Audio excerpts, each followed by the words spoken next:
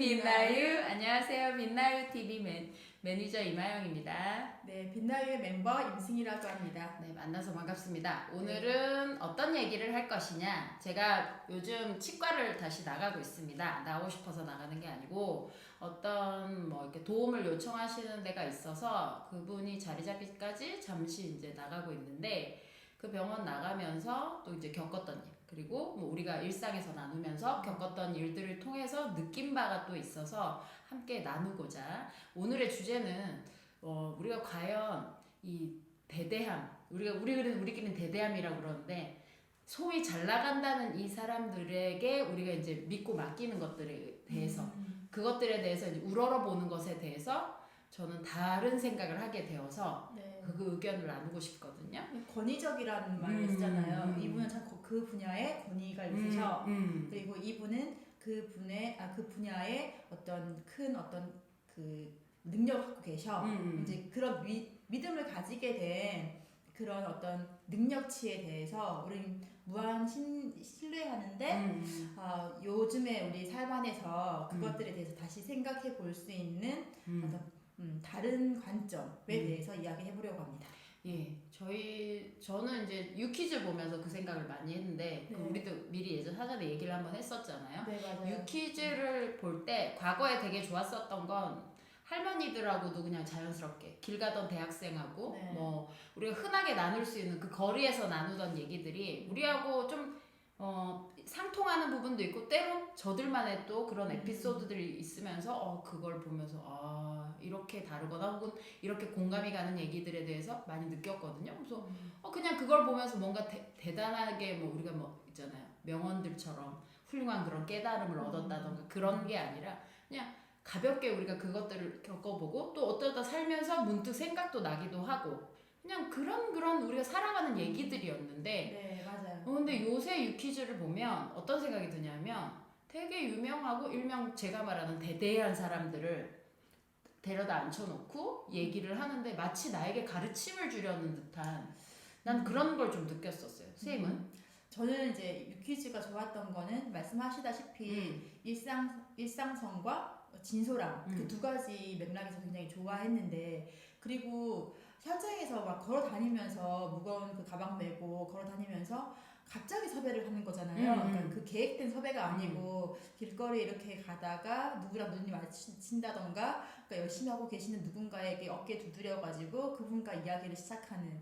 그래서 방송하는 관계자들 입장에서는 되게 모험이죠. 그러니까 오늘은 또 누구를 만날까. 그래서 난 너무 좋았지. 그런데 이제 거기서 이제 만나시는 그 분들마다 되게 이 두 MC를 놀라게 하는 그런 되게 생각을 전환시키는 그런 포인트를 늘 주셨었어요. 확실히 새우가 항상 깨닫는 부분. 그러니까 이제 정말 배움의 길인 거죠. 그러니까 우리 강연 같은 거 보면은 시작과 끝이 정해져 있잖아요. 누구 한 사람 주인공이 있고 그 사람이 말할 주제가 딱 정해져 있고 그걸 듣는 청중이 준비돼 있어서 이제 모든 게 처음과 끝을 누가 컨트롤 타워가 있어가지고 그걸 이제 그 관리할 수가 있잖아요. 그렇죠. 근데 그 유퀴즈에서는 사실 거기에도 약간 관리가 있겠지만 우리가 모르게 그렇지만 그것보다는 좀 더 이렇게 삶에 가깝게, 그리고 우리의 시민들을 만나기 쉽게, 그리고 또 그분들의 삶의 이야기를 직접 듣는 그런 포맷이 굉장히 신선했고 재밌었죠. 근데 이제 코로나로 인해서 유퀴즈도 어쩔 수 없이 아무나 섭외할 수 있는 일은 이제 위험해지는 거니까 실내로 들어오게 되었고, 실내로 들어왔을 때 이제 누구를 섭외해서 그 한 사람의 이야기를 듣는 강연 같은 이제 포맷이 된 거죠.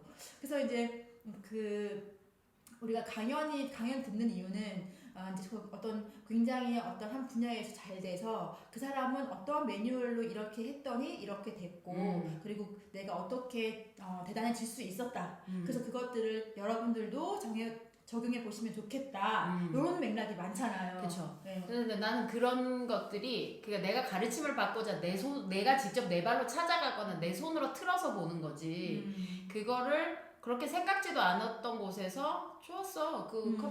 컨셉도 너무 좋았고, 그 상태로 이제 오다 갑자기 그런 것들이 나오기 시작하니까 거부감이 들기 시작하는 거죠. 지금 얘기하는 건 유퀴즈를 어떻게 폄하를 하거나 그걸 우리가 비판하기 위해서 이걸 하는 게 아니라, 내가 말하는 거는 결국에는 사람들이 어떤 그런 이제 지점에 전환점이 왔을 때 코로나 왔을 때 지점에서 그들도 뭔가 안정적인 걸 선택을 네. 한 게 좀 그 잘 나간다는 대대한 사람들을 불러. 왜냐하면 사람을 계속 여러 명을 가다가 여러 명을 무작위로 할 수 있는 게 아니고 어쩌다 한두 명을 불러다가 그걸 해야 되는데 그 한두 명이 일상의 할아버지 할머니를 지나가던 어떤 대학생을 데려다가 할 수 있는 부분이 아니었던 거라고 생각해 드는 거예요. 그죠?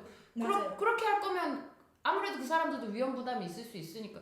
그럼 이왕이면 좀 더 검증된 분들을 좀 모셔다가 어떤 코로나 때까지 좋았어. 코로나 그 왜 의료진들 네, 그거하고 맞아요. 연결 네.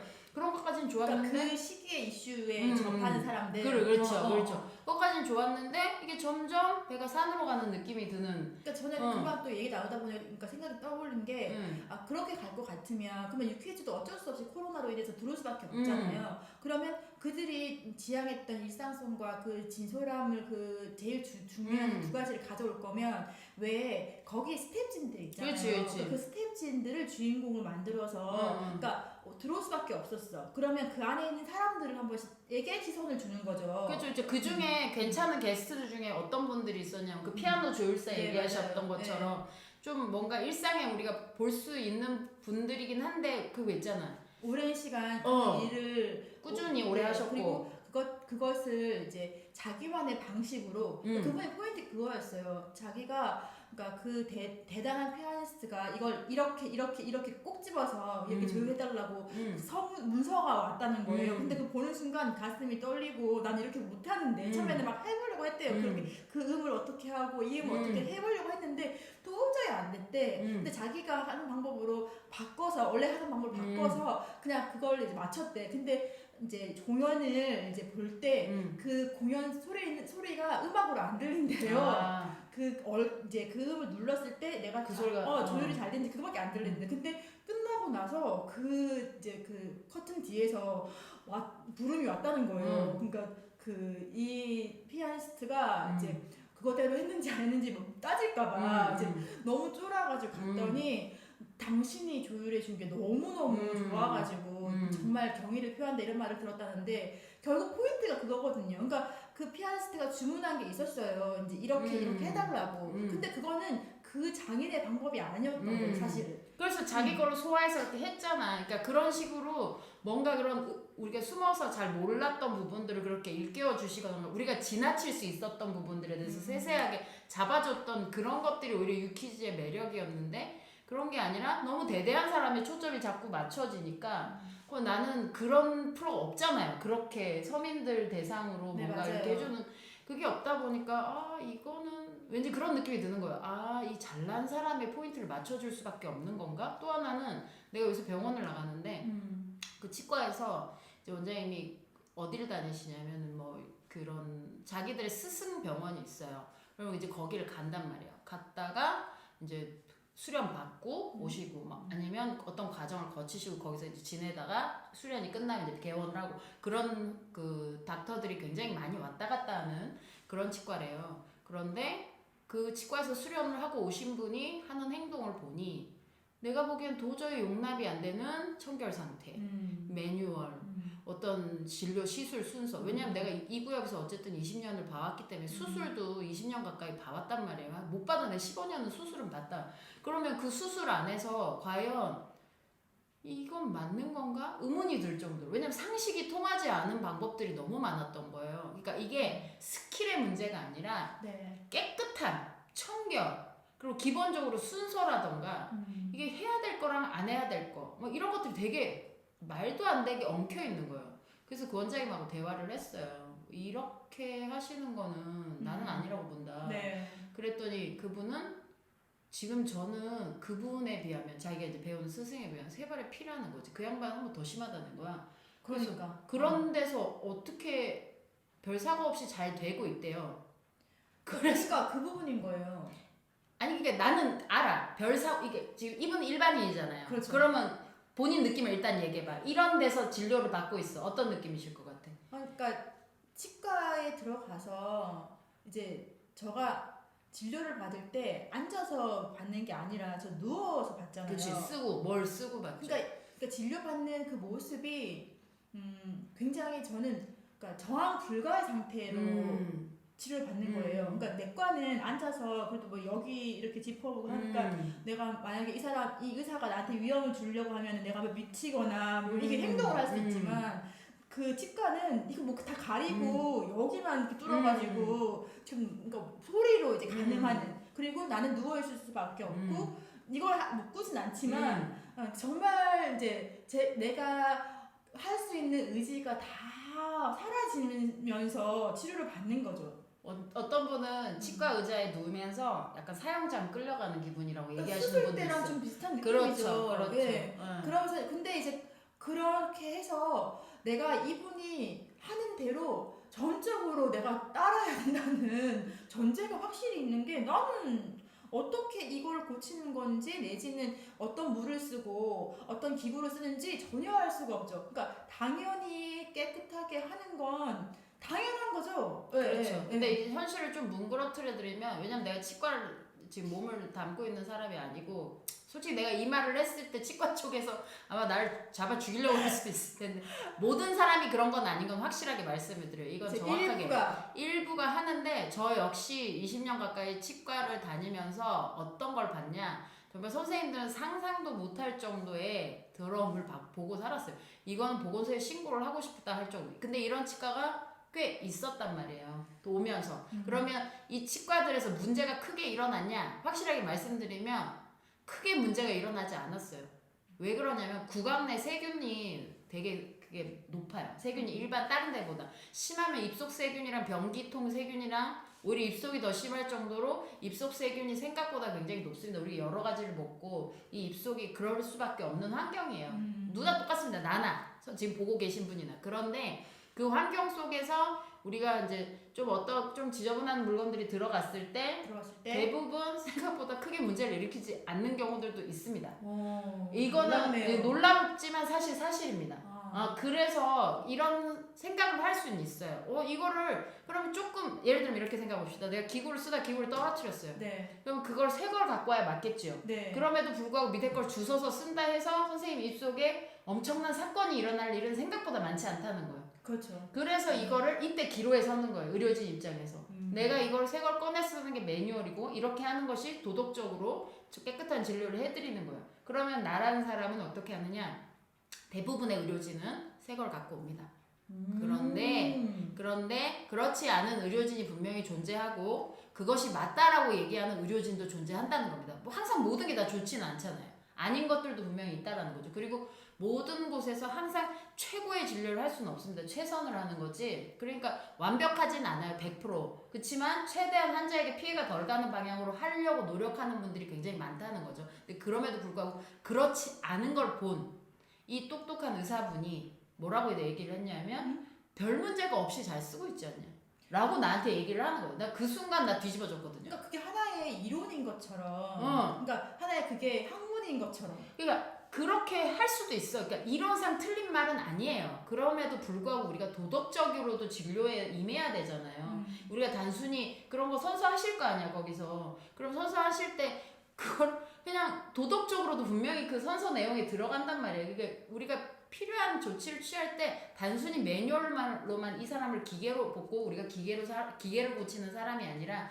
난 이 사람이 사람이기 때문에 도덕적인 어떤 것과 그 우리 진료적인 것, 그 과학적인 것 두 가지가 이제 합쳐져서 이 사람한테 이루어져야 된다고 나는 보는데 이 똑똑한 의사라는 분이 과학적인 부분에만 집중을 하시고 가끔 의사들하고 대화를 하다 보면 그 과학적인 부분에 대해서 양심적인 것이 약간 배제가 될 때를 볼 때가 있어요. 근데 그 과학적이라는 것도 굉장히 비과학적인데요, 들어보면. 그렇죠. 그러니까 그거는 과학적인 게 아니지. 그러니까 그들이 봤을 때 이론상 결과적으로 그닥 나쁘지 않았다면 괜찮다. 근데 모든 일에서 융통성은 필요해요. 그렇죠. 우리가 이제 꽉 막히게 사람 지금 숨 넘어가는데 지금 이거는 10분 동안 해야 되는 진료니까 10분 딱 지키고 타이머 맞추고 그러자는 게 아니잖아요. 그렇지.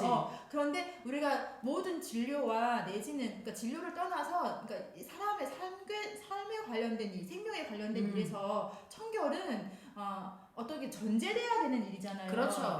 그런데 내가 바쁘고 그리고 이게 아무 환자에게 영향을 미치지 않았기 때문에 처음에는 괜찮다라고 말했겠죠. 지금은 당연해라고 그렇지. 말하고 지금 그걸 가르친다는 게 그렇지. 문제인 거예요. 그러니까 지금 중요한 거는 그럴 수도 있어까지는 괜찮아. 근데 그거를 당연하게 생각하고 가르치는 문제에서 큰 문제가 된 거죠. 그리고 그걸 봤을 때 별 문제가 없는 걸 봤을 때 또 그 제자들은 그걸 따라하고. 그러니까 그걸 가르치는 거잖아요. 수련. 그러니까 악순환이 되는 거야. 그래서 내가 이런 걸 보고 느낀 게 과연 우리가 이거를 이렇게 의사를 존재를 떠나서 뭔가 대대한 사람, 잘난 사람들이 하는 말에 대해서 무조건 옳다고 지지를 하는 것이 맞냐는 거지. 그 사람들을 어떤 뉴스에서는 게스트를 데려다 놓고 맞아요. 이 사람에게 얘기를 들으면서 무조건 네 말이 이제 수용을 하겠다고 우리가 이제 네네. 들어주고 있잖아요. 그럼 너의 조언이 필요해. 너의 조언을 얘기해줘봐. 그러면 이런 게 해결책이야? 아 그렇구나. 이게 해결책이구나. 근데 그대로 했을 때 안 되는 상황도 분명히 존재한단 말이에요. 그러니까 이게 온전히 그것만 믿어야 되는가?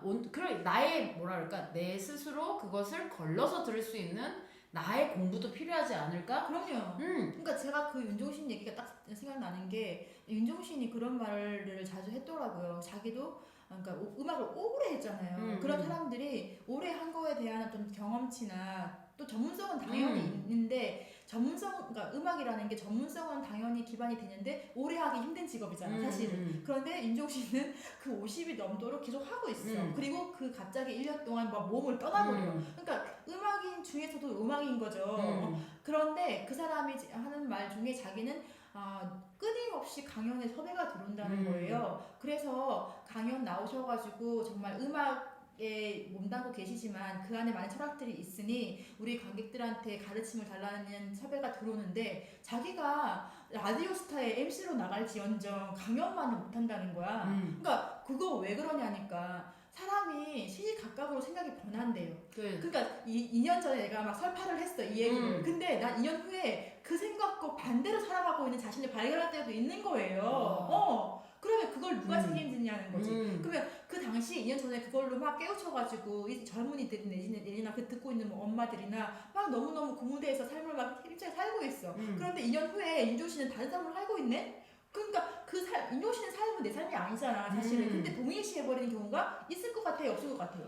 있어. 그러니까 굉장히 위험한 거예요. 그게. 근데 나는 윤종신이 그 말을 한 걸 처음 들었거든 언니를 통해서.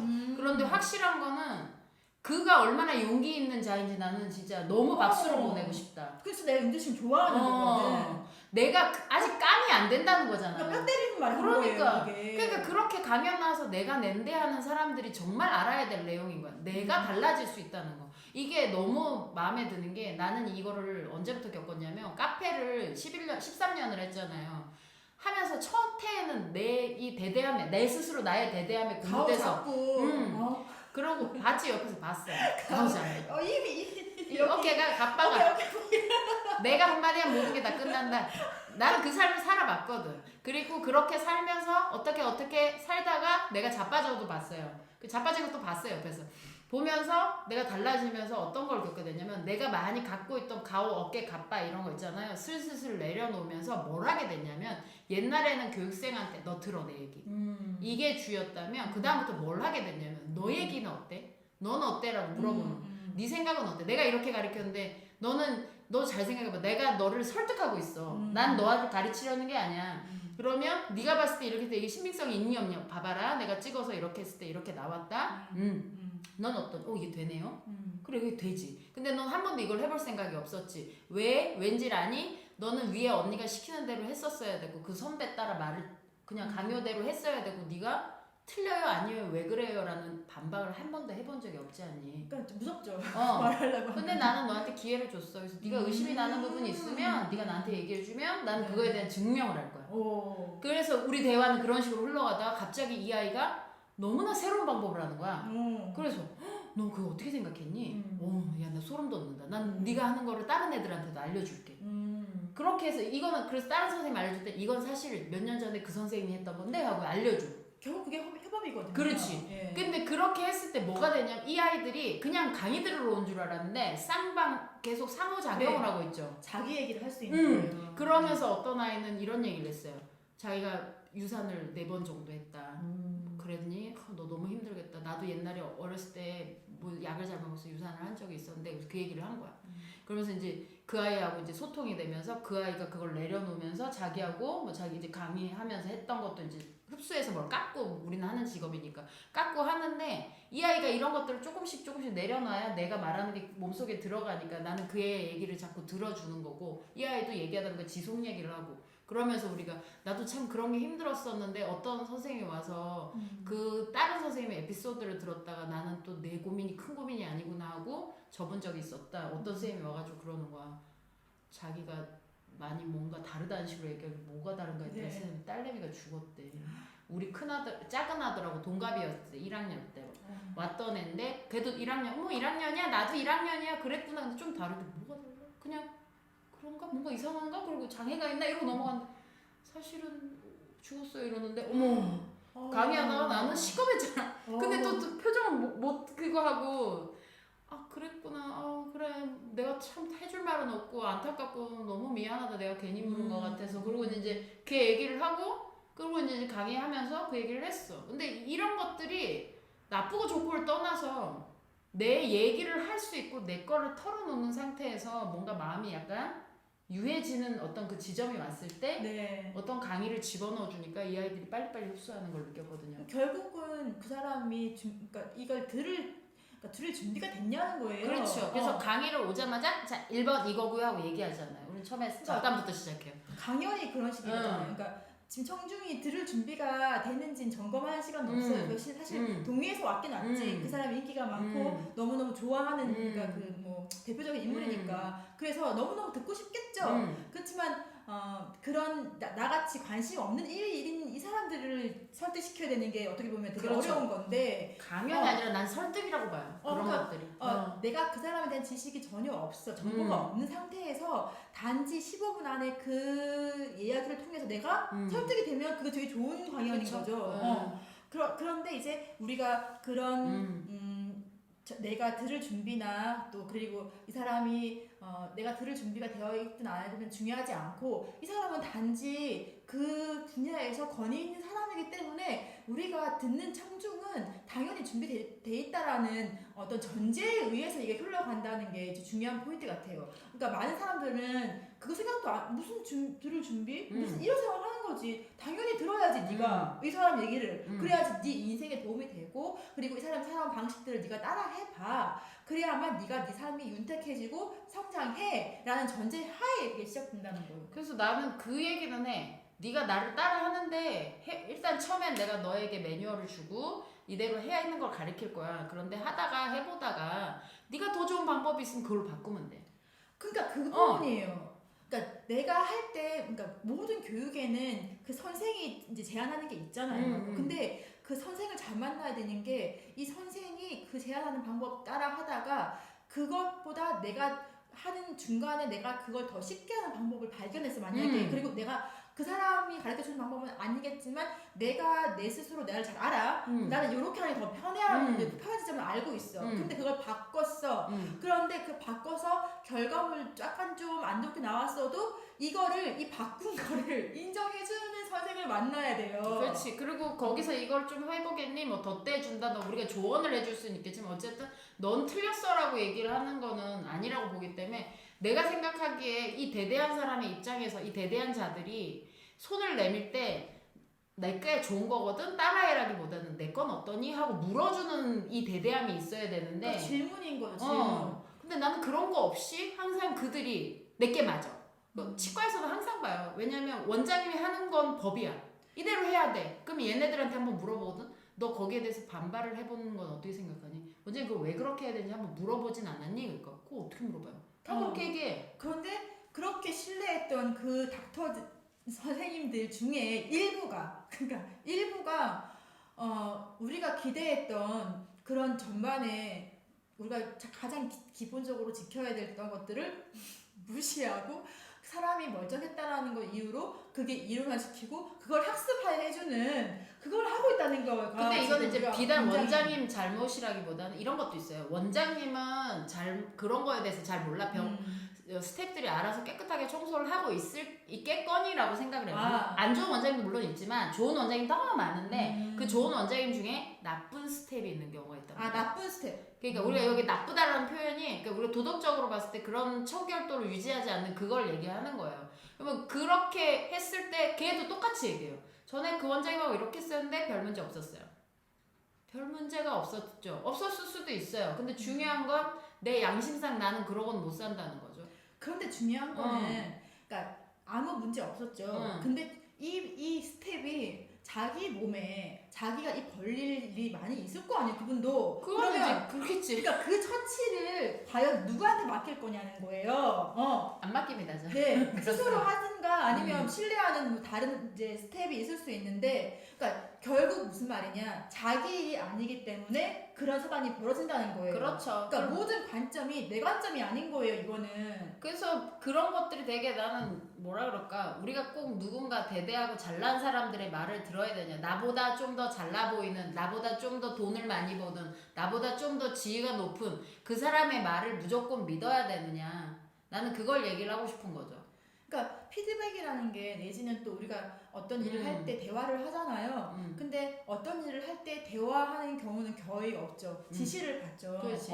그리고 이제 그것도 좋아. 지시를 받고 처치가 끝나고 그 선생님이 얘기해 주셨는데 항상 끝나고 나서 작은 컨퍼런스 같은 게 열린다고 했어요. 선생님네 그 다녔던 그 병원에서. 그러니까 병원에서는 컨퍼런스라는 형태로 그러니까 어떻게 보면 뒤풀이 내지는 그러니까 그 처치에 대한 어떤 서로의 생각들 나눔인 거죠. 미팅 같은 걸 하지. 근데 모든 그러니까 그 일이 일어나는 현장에서는 그게 다 필요한 거죠. 사실 해야 되는데 하지 않죠. 안 하는 것이 더 많죠. 그러니까 품평이라는 것도 있잖아요. 연극을 보고 나면 어땠다, 서로의 연기가 어땠다 이런 거 있잖아요. 그 결국엔 더 좋아지기 위해서 우리가 그렇죠. 노력하려는 어떤 방안들인데 그런 것보다는 그냥 오늘은 뭐 화가 났거나 이제 욕을 하는 걸로 끝내는 것들도 많고. 그러니까 거의 감정을 개입시키는 그렇지. 거죠. 응, 뭐 왜 화내면서 그래? 얘기하고 저도 되게 못하는 게 화 안 내고 얘기하기. 그게 굉장히 어려워해요. 그러니까 무슨 내가 하고 싶은 말이 사실 감정적인 말은 아니었는데 벌써 말하기 시작할 때부터 흥분이 올라오면서 이게 안정적으로 말이 안 되는 게 사실이거든요. 그렇지만 그럼에도 불구하고 이거를 다 감수해내면서 얘기를 서로 간에 해야만 사실 환자가 잘 되는 거잖아요. 그러니까 환자가 잘 되는 거 무슨 말이냐? 병원이 잘 되는 거고 병원이 잘 돼야 건강한 병원이 되어야 그 마을에 있는 사람들 다 건강해지는 거잖아. 그러니까 결국 다 잘 되는 길이란 말이에요. 그치.